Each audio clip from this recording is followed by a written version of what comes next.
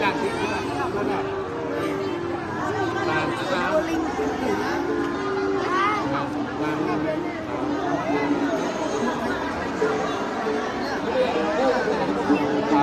nhà về lúc đấy chung lòng hát về hàng con về hàng cây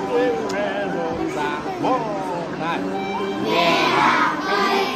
về hồn vàng hương rực hoa ngắm xanh bờ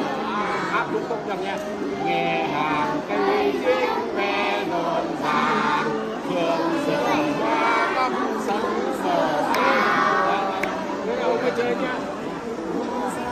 đây ông phải chơi nè